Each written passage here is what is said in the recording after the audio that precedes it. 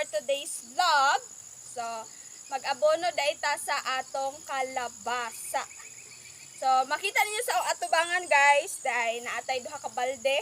Then, kaning sa sako, abono na siya. So, dalaon na to na siya dito sa babaw. Ay hata maghakot og tubig.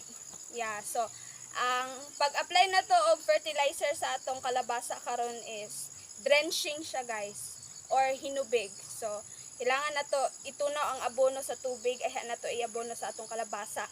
So, muna siya ang atong gamiton nga pag-apply sa abono kay tungod dili pa siya pwede i-granules kay gamay pa ang atong kalabasa guys, baby pa lang. So, kailangan dyan na ito maghakot og tubig. So, tara guys, ubani ko ninyo sa akong activities karon nga adlaw. So, tara guys! So, makita ninyo guys nga naglukdon ako og galon sa tubig. So, ato anang gisubida diri sa babaw para makasugod na tag-abono sa atong kalabasa. So, plaster na ang atong duha ka balde guys. So, ato anang gibutangan og abono. Yes. So, per balde is duha ka lata nga abono atong gibutang, and then ato ada yung gibutang og tubig. Og pagkahuman, ato ada yung giukay-ukay ang atong abono.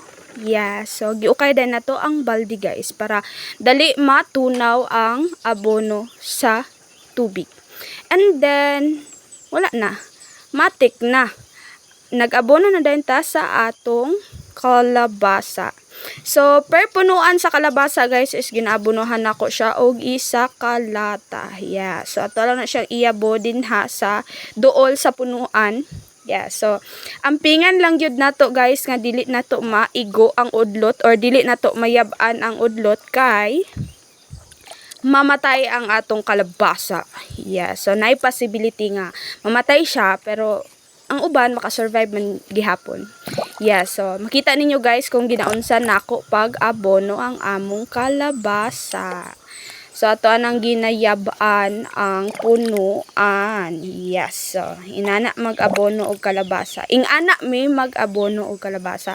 So ang uban guys is ambot lang pero as far as I know, ang uban is granules ilang ginagamit. So kami hinubig sa among gamit karon kay lagi bata pa ang atong kalabasa. Yeah, so mas dali nga ma-absorb sa atong kalabasa ang atong abono. So ang granules manggod guys, dugay ang process sa granules kay syempre magtunaw, mag-ana-ana pala siya tunaw. And then kung dili ba sa ang yuta, kung init, so dugay siya matunaw. So dugay siya ma-absorb sa atong tanom.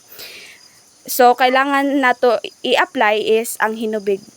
Siguro next application, mag-granules na ta. Og unta guys, kaluyan ta sa panahon. Yeah, so, puhon, mag-harvest ta unta lang yun. Yeah, so, unta, mahal-mahal ang kalabasa.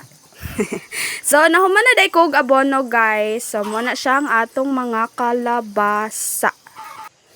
Og makita ninyo nga after 1 week na pod, so moana ni siya ang atong kalabasa guys. So nibaga na gyud siya. So it means na absorb na niya ang atong gi-apply nga fertilizer. Og diri ra kutob ang tanan. So salamat sa nagatan-aw sa akong mga vlog guys. Yes. So unta nga magpadayon kamo sa pagtan-aw. So salamat guys.